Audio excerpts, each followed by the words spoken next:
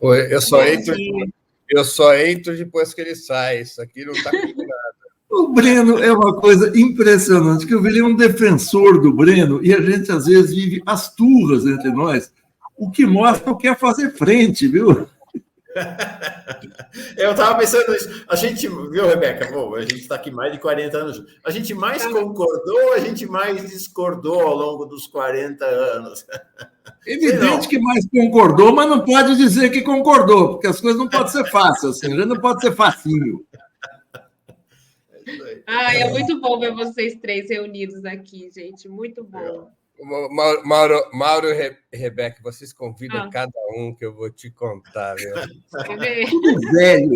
Uns velhos, Rebeca, que eu vou te contar, viu? Já começa a falar bobagem. Não, velho é você. Não, você é maduro, né, Breno? Velho. Rebeca, tem aqui um nadador quase profissional, um corredor quase profissional e um ciclista quase profissional. Sou atleta aqui, gente. E tem eu, que faço levantamento de garfo. O seu dia de atleta, sua época de atleta vai chegar. Obrigado, Maringoni. Abração. Tchau, gente. Beijo, Maringoni. Beijo. Breno, tava querendo saber que dias, né? O pessoal diz desde domingo, mas na verdade, desde que Lula pisou na África, que o tom mudou e que ele foi radicalizando, né, a posição dele. Queria, claro, uma abertura com uma análise tua desse cenário novo que se abriu aí. Olha, primeiro bom dia a todos e a todas, a Rebeca, você, Mauro.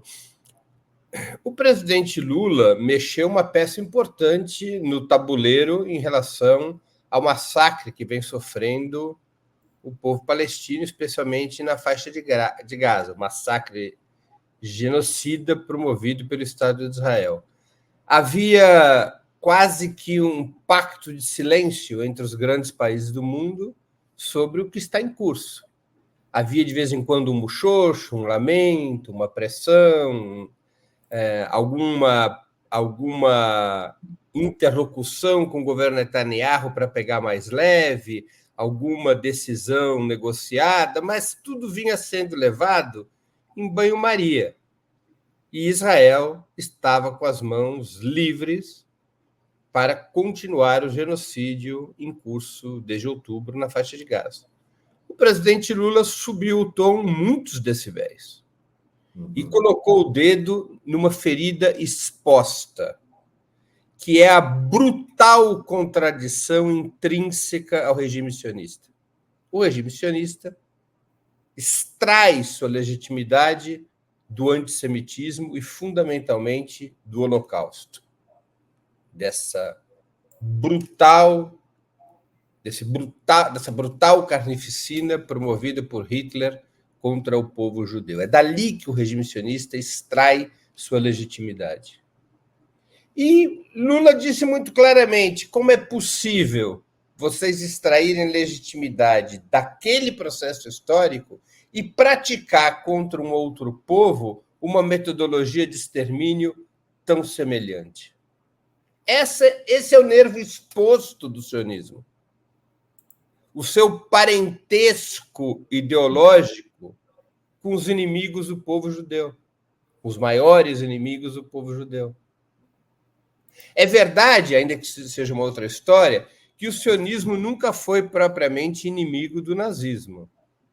Vários grupos sionistas tiveram acordos com o nazismo, mas ainda assim o regime sionista extrai sua legitimidade do Holocausto e reproduz contra o povo palestino a metodologia de extermínio, ou parte da metodologia de extermínio empregada pelo nazismo. O Lula não comparou escala, o Lula não comparou circunstâncias históricas, o Lula não menosprezou o Holocausto. O que o Lula fez foi apontar uma contradição brutal e vergonhosa. E por isso o governo Netanyahu reage como reagiu e como está reagindo, porque ele foi despido em praça pública. O Lula tirou todas as roupas do Netanyahu de uma vez só. Ele ficou nu na praça e reage com a truculência de quem é pego com a boca na botija.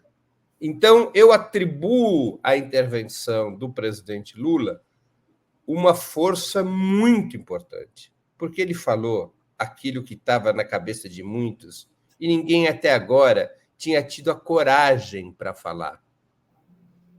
Esta contradição entre a origem do regime sionista, entre a fonte de legitimidade histórica do regime sionista e o que o regime sionista faz contra o povo palestino.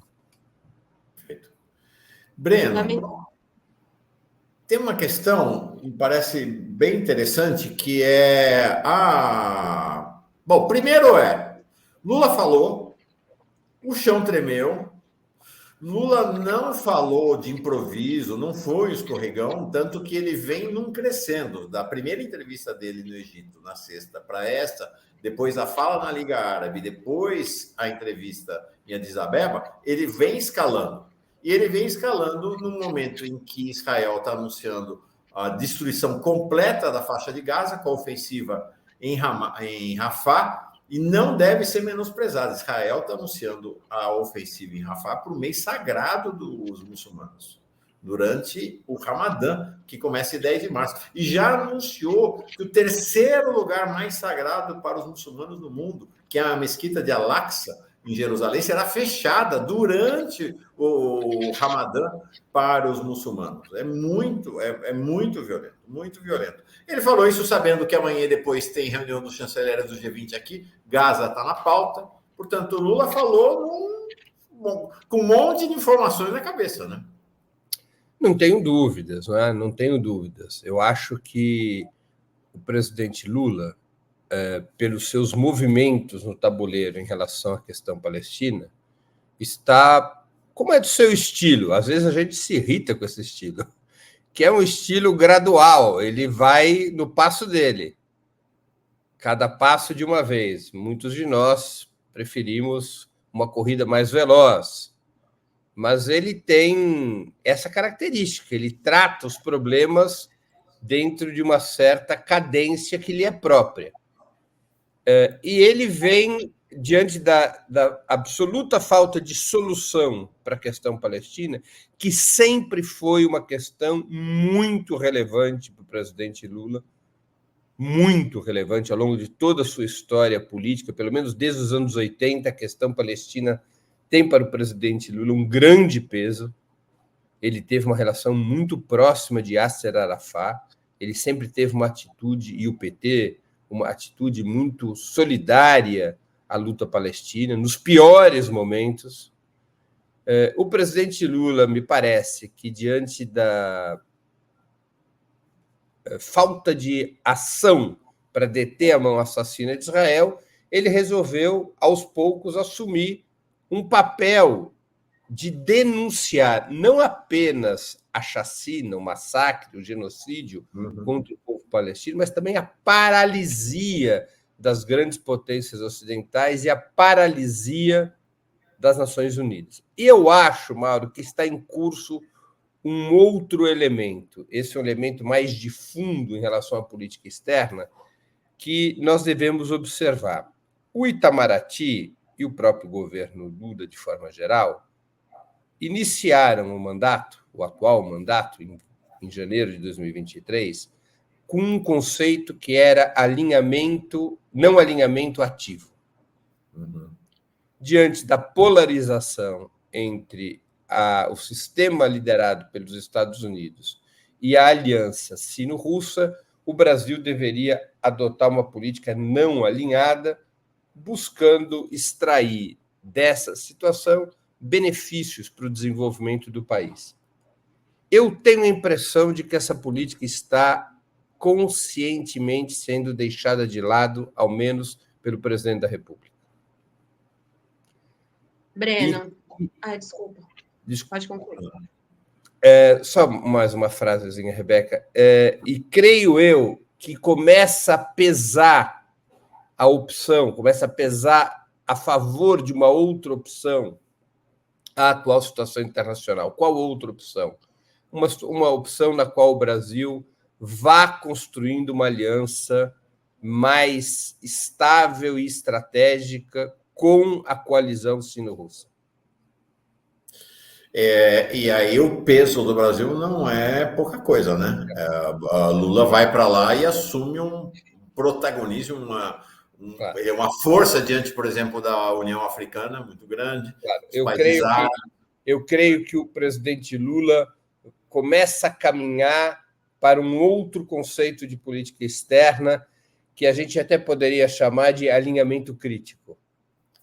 Ou seja, o Brasil mantém sua autonomia, como é próprio de um país com o peso do Brasil, mas ele costura estrategicamente sua aliança com os países que são o núcleo principal do BRICS, ou seja, com a China, com a Rússia, com a África do Sul, estabelecendo um bloco geopolítico de contraposição ao velho sistema imperialista liderado pelos Estados Unidos. Creio que é uma mudança na política externa e é uma mudança que provoca tensões. Eu tenho plena convicção de que há muita resistência a essa política no Itamaraty e dentro do próprio governo. Mas me parece que o presidente Lula vai conduzindo o seu governo para uma reformulação da política externa. Roberto. Muito bom. Breno, tenho 3 perguntas aqui da nossa comunidade, ainda sobre esse tema. Eu começo com a Silvana Danley. Ela diz, Mauro, não se esqueça de perguntar ao Breno sobre o status jurídico da CONIB, a nossa reação às agressões verbais virulentas de autoridades sionistas deveria começar pelo fechamento dessa associação. A primeira pergunta é em relação à CONIB. O Luan Matheus, ele pondera, né? Uma coisa que me deixa pensativo é por que a Liga Árabe não diz nada. E o Fernandão, ele também coloca aqui, se ao invés de usar a palavra Israel, Lula usasse Benjamin Netanyahu, teria essa gritaria toda? E aí gostaria de suas considerações, Breno, sobre esses temas aqui. E aqui o Noel Soviete, né, mandou o superchat. Breno, comenta o comportamento do PIG à fala do Lula. Sobre a questão da CONIB, Breno, só ontem a gente mostrou aqui, deve ser a única entidade pública do Brasil que tem um perfil na rede social fechado. Só quem é autorizado por eles, ou seja, só os sionistas podem ver o conteúdo da CONIB no Twitter, no ex-Twitter, por exemplo. É fascinante, não é? Não eu é? também me dei conta disso. É fascinante. Olha, a CONIB, do ponto de vista estritamente jurídico, é uma entidade pública de direito privado, como qualquer associação. Do ponto de vista da sua cobertura pública, ela é uma entidade de representação da comunidade judaica no Brasil, mas efetivamente ela é um braço longo do Estado de Israel. Ou seja, sempre foi assim. Quando essas entidades começaram a ser criadas, ainda nos anos 30, 40 do século passado, elas se denominavam, por exemplo, a primeira entidade judaica, não foi a primeira do Brasil foi a Federação Sionista do Rio de Janeiro. Então, eles reivindicavam a identidade político-ideológica do sionismo. Depois passaram a ter um nome mais amplo para tentar representar o conjunto da comunidade judaica no Brasil e adotaram o nome que, na época, correspondia aos judeus. Os judeus eram chamados, às vezes, de hebreu e, às vezes, de israelita, o que é diferente de israelense.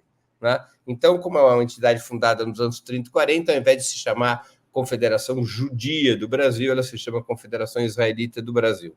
Mas sempre foram estruturas vinculadas ao regime sionista. O regime sionista organiza seu lobby internacional a partir deste tipo de entidade, entre outros tipos de organização, que são essas entidades supostamente comunitárias, mas que representam, na verdade, exclusivamente uma corrente ideológica que é o sionismo. Eu vou contar uma pequena passagem para vocês entenderem como funciona. Em 1975, durante a ditadura militar, os aparatos repressivos da ditadura deslancham uma brutal ofensiva contra o Partido Comunista Brasileiro e, nessa ofensiva, contra o seu setor judeu.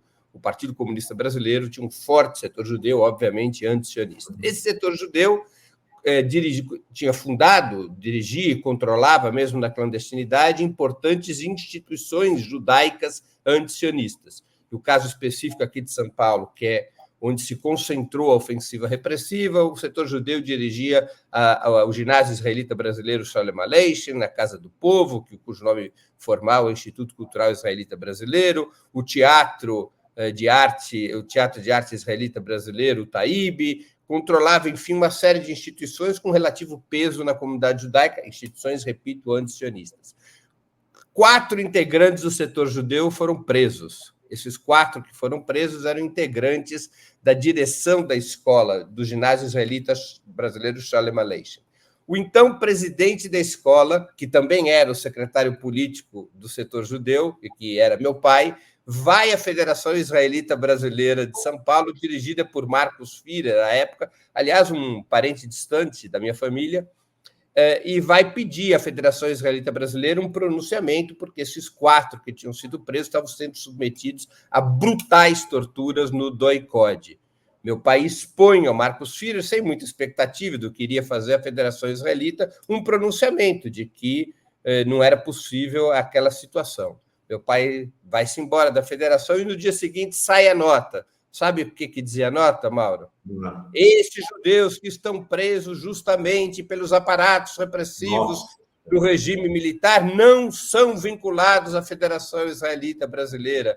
Eles pertencem a um setor judaico ligado à subversão e ao terrorismo. Nada temos a ver com ele, queremos deixar claro à opinião pública e ao governo brasileiro. Essa foi a nota da Federação Israelita do Estado de São Paulo. Então, é assim que funciona a comunidade sionista, né? Essas entidades sionistas. Então, contei essa anedota, mas é assim, isso que é a CONIB. Com o tempo, essas entidades elas têm uma certa amarra, né? Porque elas têm que obedecer a certas regras legais. Aí começou-se a abrir espaço para as ONGs que complementam o trabalho da CONIB. Então, começou a surgir, ou criadas por impulsionamento da própria CONIB, ou a partir do exterior, foram surgindo uma série de... Algumas já existiam, se fortaleceram, foram surgindo uma série de ONGs. Então, você tem Stand With Us Brasil, que é a sucursal brasileira de uma entidade sionista norte-americana, essa que é presidida por um cidadão que foi militar do exército israelense. Ele é brasileiro de nascimento, mas se incorporou ao exército de Israel em um certo momento e se gaba disso, né? O cidadão chamado André Leist. Então, a Stand With Us é muito importante. O IB, Instituto Brasil-Israel, criado relativamente recentemente, a Unibis, que é uma entidade mais voltada à área cultural. Então, tem uma série de ONGs que complementam isso que a gente pode chamar do lobby sionista, que tem como seu epicentro essa estranha entidade que fecha suas redes sociais ao acesso público. Impressionante. Impressionante. Ó, uma notícia aqui, breaking news. Vejam que interessante. A União Africana comunicou essa manhã que suspendeu o Estatuto de Observador de Israel junto à União Africana. O que aconteceu? No sábado, dia 18, no domingo, dia 18, uma diplomata, Sharon Bar-Lee, foi retirada da reunião da União Africana porque ela estava se apresentando sem que tivesse sido credenciada para estar lá. Quem estava autorizado a estar lá era o embaixador de Israel junto à União Africana, o Aleli Admasso, que não apareceu. Então, ela foi retirada e hoje a União Africana comunicou que Israel não tem mais estatuto de observador na entidade. Então, claro que isso não aconteceu porque o Lula falou, mas quando o Lula falou, ele já sabia disso também. Então, você vê que há um movimento, né, Breno? Um movimento no chamado Sul Global, a que Lula se referiu mais de uma vez, de isolamento crescente de Israel. Não tenho dúvidas. Politicamente, a situação de Israel, a situação do regime sionista é a mais grave desde 1948. É uma perda absoluta de legitimidade, é uma perda absoluta de suporte moral na opinião pública internacional. E o presidente Lula, com as suas declarações, aprofundou essa situação. Ao contrário do que os apoiadores do regime sionista declaram aqui no Brasil. Congelou. Voltou. Ao contrário do que os apoiadores do regime sionista afirmam aqui no Brasil, as declarações do presidente Lula ajudaram a isolar ainda mais o Estado de Israel, não colocaram o presidente Lula em nenhum tipo de situação constrangedora. Veja que não há qualquer país criticando as declarações do presidente Lula. E começa a haver novas medidas de punição, ainda que diplomática, contra o regime sionista, como está claro nessa notícia que você nos trouxe nesse momento. Sim, sobre a União Africana.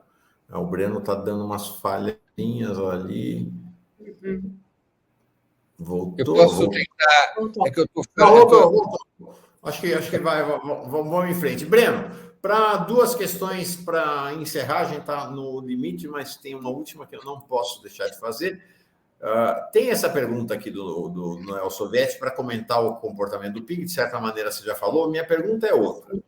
O nível de agressividade contra Lula da mídia conservadora e de alguns setores políticos, os fascistas a gente já esperava, sempre esperou, nesses últimos, desde domingo, está muito forte, muito violento. Minha pergunta é, e esses setores integram a chamada Frente Ampla, né? Que levou contra o bolsonarismo, que participam de um jeito ou de outro do governo Lula. Você acha que esta questão, e você vai estar falando desse realinhamento de Lula, né, devagarinho encaminhando o seu governo para uma política externa mais alinhada ao bloco sino-soviético, apesar da autonomia... Sino-russo. Ato falho. Sino soviético, passou. Ato falho. Bom, você acha que isto pode ter repercussão também na política interna, ou seja, do governo Lula dar uma leve derivada um pouco mais à esquerda, ou são dimensões que não se comunicam? Eu acho que não tem uma relação direta, embora possa ter influência em algum momento. Eu acho que a repercussão é de outro tipo. O que acontece é que nós já vínhamos assistindo nos últimos meses um reposicionamento da velha direita, da direita liberal, dos setores da burguesia que dão sustentação à direita liberal. A gente já assistia a isso através dos principais porta-vozes dessa direita liberal, que são os meios corporativos de comunicação. Já começava uma política de ataques ao governo Lula, especialmente ao presidente da República. A direita liberal no Brasil tem um baita problema. Ela perdeu a liderança do campo conservador em 2018, com a vitória de Jair Bolsonaro. Ela, num primeiro momento, se alinha e apoia majoritariamente o governo Bolsonaro e depois abandona o governo Bolsonaro e passa a considerar fundamental para a sua sobrevivência derrotar Bolsonaro. Nesse momento em que a direita liberal começa a considerar fundamental para a sua sobrevivência derrotar Bolsonaro, vai se construindo a chamada Frente Ampla, vai se mudando, vai se criando o ambiente que permitiu a derrota de Bolsonaro. A estratégia dessa direita liberal sempre teve dois momentos. Primeiro, derrotar o Bolsonaro, depois atacar Lula para recriar o cenário político que a gente conhecia antes de 2018. O campo conservador, liderado pela direita liberal, contra o campo de esquerda, liderado pelo PT e pelo presidente Lula. Esse é o movimento que a direita liberal sempre pretendeu fazer. Nos últimos meses, já vinha subindo o tom contra o governo Lula. Esta questão, a questão palestina, a crítica do presidente Lula ao genocídio, a comparação metodológica das práticas do governo Netanyahu com o nazismo, tudo isso são elementos que estão sendo apropriados por essa direita liberal, pelos setores da burguesia que apoiam essa direita liberal, pelos seus meios de comunicação, para subir o tom contra o presidente Lula. Basicamente, o movimento da direita liberal é bater no Bolsonaro, bater no Lula, bater no Bolsonaro, bater no Lula, para criar um espaço, vamos dizer, ao centro, um espaço do qual possa emergir alguma fórmula político-eleitoral capaz de disputar as próximas eleições presidenciais ou as seguintes. Sim. Creio eu que este movimento, mais cedo ou mais tarde, trará repercussões na ampla aliança que foi formada para ganhar as eleições e para dirigir o país. Essa frente não é estratégica, é uma frente tática. Ela tende a sofrer tensões e tende mesmo a correr riscos de rupturas em função dessas contradições insolúveis entre os setores liberais e os setores de esquerda no governo Lula. Agora, Mauro, vamos aqui fazer um comentário. Sempre no Brasil a gente tem surpresas, né? Ontem eu me surpreendi porque saíram em apoio do presidente Lula os ministros André Fufuca e Fávero da Agricultura, enquanto que nós ainda temos ministros do PT e de esquerda silenciados sobre o que declarou o presidente Lula e sobre a reação da extrema-direita e a reação do sionismo contra o presidente Lula. Fufuca e Fávero solidários ao seu modo com as suas opiniões, enquanto que nós temos ministros do PT e ministros de esquerda, boca que usa. Né? Esse país não é para amadores. O Alckmin foi para o Jornal Nacional defender o Lula, não é pouca coisa.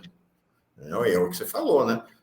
Gleisi saiu, Cida Gonçalves saiu em defesa de Lula, Jandira Fegali, o José Guimarães, diga-se, saiu firme na defesa de Lula, mas Jacques particularmente Gleisi Hoffmann e José Guimarães são sempre muito combativos na solidariedade à questão palestina. É isso aí. Bom, para encerrar, nosso tempo já esgotou. Não sei se você já chegou, se não chegou, chegará amanhã em Brasília, é isso? Já estou em Brasília para o lançamento do livro. O livro vai ser lançado ali no Beijódromo, na UNB, no Memorial Darcy Ribeiro, amanhã, quarta-feira, dia 21 de fevereiro, às 19 horas. Vai ter uma mesa de debate coordenada pela Ana Prestes, também aqui co-apresentadora do programa. Vai ter a participação da Fernanda Melchiona, deputada do PSOL, da Mayanara Nafi, que é a secretária de Juventude da Frente Árabe-Palestina, e da professora Berenice Bento, da UNB, além da minha própria participação. Vai ter o debate, em seguida vamos ter ali a noite de autógrafo. É uma atividade, Mauro, de lançamento de um livro, de debate sobre a questão palestina, e, nesse momento, também uma atividade de desagravo ao presidente da República, em apoio às suas declarações, o Lula tem razão, e de denúncia àqueles que defendem o regime sionista. Isso aí. Vou lá te ver. Vamos nos abraçar amanhã, então. Muito bem, muito bem. Muito obrigado. Obrigado, Breno. Grande abraço. Breno, para você. Obrigada. Obrigado. Tchau, tchau.